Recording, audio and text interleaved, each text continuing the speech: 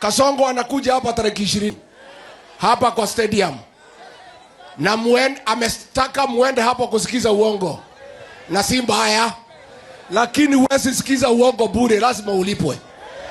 Tumekubaliana? Sisi pale Mlimani alikuwa hapa tukakula yeye bilioni 1 na tulijipanga vizuri. Nataka nichanue nyinyi. Ni mchanue Wakamba, ni msichanue?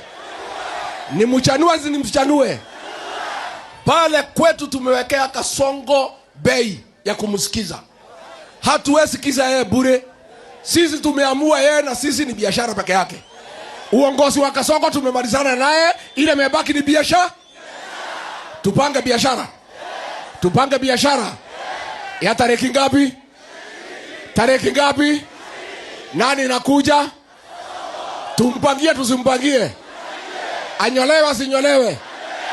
Kasongo apangiwe asipangiwe? Anyolewe asinyolewe?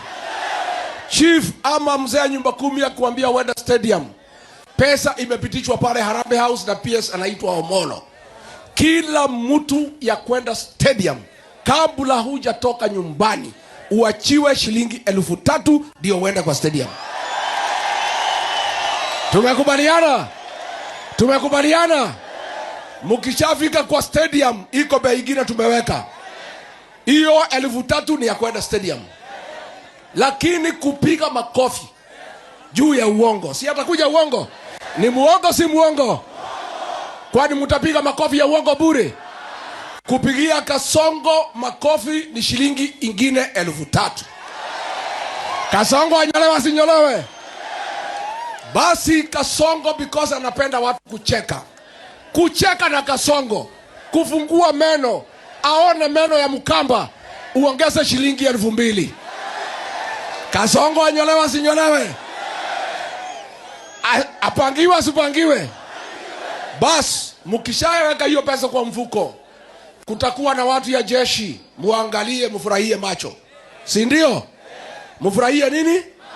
Muangalie maneno yote. Mkimaliza msikize uongo ya Kasongo.